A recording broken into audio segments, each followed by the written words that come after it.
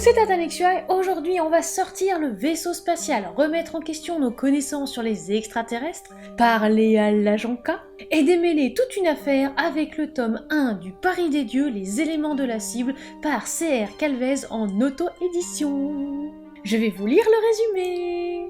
Paris, 26e siècle. Cyril est un jeune homme rebelle qui a l'impression de ne pas appartenir au monde dans lequel il vit. Il est persuadé que le seul moyen d'obtenir les réponses à ses questions est de quitter le système solaire. Il ne croyait pas si bien dire le jour où il rencontre l'agent K sur le toit de la tour Eiffel. Espionne d'élite pour le compte de la planète rebelle C13, K lui explique qu'Agenfis, pharaon de l'Empire abymien, recherche 6 personnes possédant des médaillons qui confèrent à leurs possesseurs des pouvoirs distincts. Le feu, l'eau, la terre, la nature, l'air et l'électricité. Le but du pharaon, détruire les médaillons et tuer leurs porteurs. Possédant un médaillon, Cyril lui demande alors pourquoi le pharaon s'est donné pour mission de les éliminer. Les réponses de la rebelle dépassent tout ce que le jeune homme peut imaginer. Ça vous donne envie et encore, vous n'avez rien lu. J'ai donc demandé la genèse à l'autrice, il était une fois. Par où commencer? Elle a été bercée par le fantastique et la science-fiction pendant toute son enfance. Émerveillée à chaque lecture, visionnage d'un nouveau livre-film, elle s'est demandé « Pourquoi pas moi ?» Elle avait à peu près 11 ans lorsqu'elle a commencé à imaginer sa propre histoire. Mais arrivée à l'école de cinéma, elle s'est rendue compte que beaucoup de questions restaient sans réponse. L'histoire était incomplète. Elle a donc décidé de la remanier de A à Z, recréant une mythologie ainsi que des mondes différents. Ah, ça se voit que je ne viens pas de la Terre. Pourquoi avoir écrit Le Paris des Dieux? Elle se souvient parfaitement de la première fois où elle a regardé Star Wars. Elle s'est dit « Waouh !» Elle se revoit encore poser plein de questions sur cet univers à son grand frère. Elle adorait s'imaginer qu'il y avait de la vie ailleurs et elle tentait d'imaginer quel pouvait être le quotidien d'un extraterrestre, ou dans mon cas d'une extraterrestre.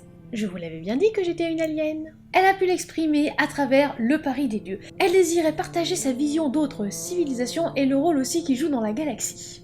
Elle n'avait qu'une envie, faire rêver les gens. Et oui, tout comme on l'avait fait rêver. Elle les emmène dans une aventure épique, pleine de découvertes et de rebondissements à travers les aventures de Cyril et de ses compagnons. Elle avait vraiment cette envie de partager avec les lecteurs et les lectrices son univers. Ouch! Ah, non mais Cyril, sérieux, tu sais pas piloter une navette, allez, laisse-moi les commandes. Sinon on va se cracher sur les CubeSat. Et dès à présent, ma chronique. Ce sera la note de 3,4 sur 5 pour ce roman d'environ 397 pages, je l'ai lu en numérique personnellement. Attaquons-nous déjà à la couverture. Alors déjà c'est pas mal, même si je m'attendais à voir plus d'éléments, on va dire, futuristes sur cette couverture, qui nous représente un petit peu un soldat de l'espace. Non, pas ces soldats-là. Non, parce que bon, ce ne sont pas des Saiyans. En revanche, le logo, l'uniforme, les astres sont en raccord parfait avec l'histoire et surtout l'univers. Alors après, il est vrai que ma petite déception vient du fait qu'on présente effectivement Cyril et que j'ai pas forcément trop accroché à Cyril, enfin bon, on en reparlera. Tout le monde connaît mon amour pour la série Stargate SG1, donc forcément quand on me parle égyptien, monde extraterrestre, ça me parle. En plus, sur ce coup-là, l'histoire est bien écrite et il y a un côté écologie aussi soulevé qui m'a fait bien plaisir. On fait donc la connaissance de Cyril, ou plutôt, il nous rencontre. C'est l'un des points que j'aimerais aborder tout de suite puisqu'il s'agit du narrateur et aussi du coup de la construction de l'histoire. L'autrice C.R. Calvez est scénariste. Elle vient du monde du cinéma et ça se ressent dans l'écriture. Je me suis demandé parfois qui suivre et surtout à qui accrocher. C'est sûr qu'en image, cela aurait été beaucoup plus simple. Rien que pour illustrer par exemple l'univers et les peuples aussi qui sont très divers et variés. Je m'imaginais souvent un film qui défilait dans ma tête et pour le coup c'est plutôt bien joué, surtout que ce n'est qu'un tome 1, je le rappelle, ce qui signifie que c'est très prometteur pour la suite. Revenons à notre accrochage de perso. L'agent K, c'est moi l'agent K, fut parfaite mais elle n'était pas tout le temps là. Frustration. J'aimerais beaucoup la suivre dans le tome suivant, d'ailleurs je ne sais absolument pas ce qu'on lui réserve, mais je pense qu'elle va être beaucoup plus importante que dans le tome 1 et surtout vu la mission qu'on lui a confiée. Cyril est un jeune homme qui est éboueur de l'espace, ça permet d'introduire un thème que je trouve aussi passionnant, et oui puisque quel boulot justement on va faire au 26e siècle. Alors il y a bien pour l'évasion d'une certaine prison dans le 18e où là j'étais un petit peu surprise, je n'en dis pas plus, vous le découvrirez en lisant. J'ai bien aimé l'univers, c'est travaillé, même si je suis en manque on va dire parfois de quelques éléments pour encore plus apprécier la lecture. Paris est entouré d'une muraille, c'est pollué et oui, il y a toujours de la circulation. Il y a exactement aussi 2 codes de la route, l'un justement pour les routes goudronnées et l'autre pour les routes aériennes. L'univers est riche et pour un tome 1 c'est très bien car on va assez directement au cœur de l'action. C'est assez speed, ce qui peut être bien pour certains et pour d'autres comme moi. Oui, même moi. J'ai besoin de plus de développement pour me poser en fait, j'en avais pas encore assez sous la dent. Le résumé en dit beaucoup. On sait le pourquoi du médaillon assez vite, et du coup on n'est pas vraiment étonné en fait quand l'agent K trouve Cyril. On s'en doute, on a presque aussi envie de dire ok, du coup scène suivante. Les thèmes abordés, les mythologies et les noms très originaux. Alors sans spoil mais les personnages sont vraiment physiquement bien variés. Puis entre parenthèses, les noms originaux sont assez bien trouvés, en revanche c'est difficile à écrire du premier coup. Les cultures... Alors le choc des cultures même, puisque très souvent aussi les personnages l'évoquent dans le récit. Le chocolat chaud qui donne envie. Ce sont des éléments de la cible, pour reprendre le titre, que j'affectionne beaucoup. Alors en revanche, ce que j'ai moins aimé, c'est l'abus de ça et les enchaînements parfois un petit peu trop brutaux. Les descriptions cassent parfois une excellente action et on a dit non, pourquoi? Je verrais bien mieux cet ouvrage en roman-ga par exemple qu'en roman seul. Alors pour savoir ce qu'est qu'un roman-ga, aucun problème, tous les liens justement sont dans les sources puisque c'est la maison d'édition Planétoïde Édition justement qui l'a défini. Passons maintenant à mes passages préférés. Page 3.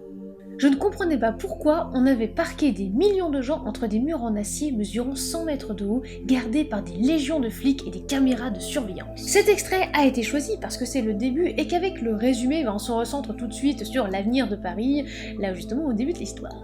Vous vous rendez compte qu'il y a une muraille pour parquer les Parisiens? Oui, c'est très intéressant. Page 26.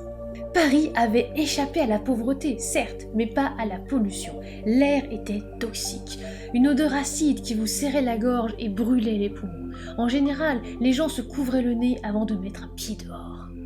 Ah, ça c'est un passage tiré du chapitre 2, et j'apprécie aussi pour le côté, on va dire, climat et écologie. Ce n'est quand même pas pour rien qu'on insiste sur le fait que Cyril est un éboueur de l'espace. Ah, l'air de rien, j'ai vraiment apprécié ce point.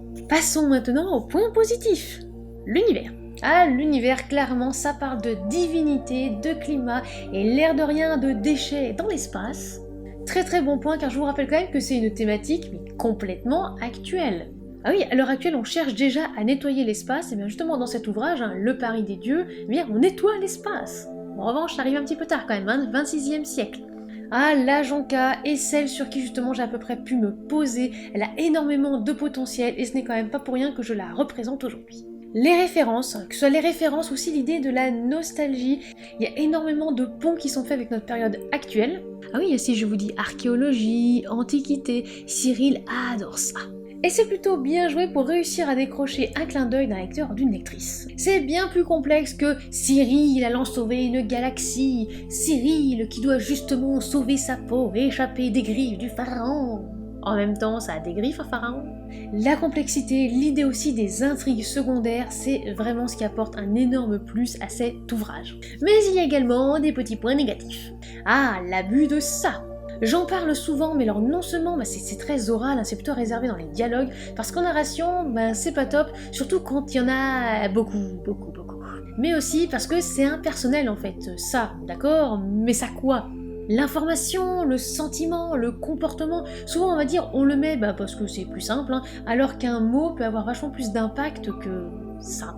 Les enchaînements. Effectivement, le côté un peu plus scénario que roman, au début m'a un petit peu perturbé, j'ai mis un certain temps aussi à m'y habituer. Après, pourquoi pas, justement, ça peut changer des lectures habituelles. En résumé, c'est un tome 1, un primo-roman même, donc il comporte forcément quelques petites maladresses. Cependant, l'univers est là à développer aussi pour la suite les idées, j'en parle même pas puisqu'il y en a énormément et elles sont géniales, et l'intrigue qui est très originale. Non, vous ne récupérerez jamais mon médaillon.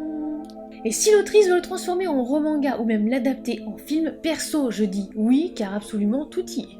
Voilà, c'était la chronique de l'ouvrage en auto-édition de C.R. Calvez, Le Paris des Dieux, tome 1, les éléments de la cime. J'espère qu'elle vous aura plu. N'hésitez pas à partager cette vidéo, à vous abonner, c'est gratuit, à lâcher un petit like et un commentaire, ça nous fait toujours plaisir.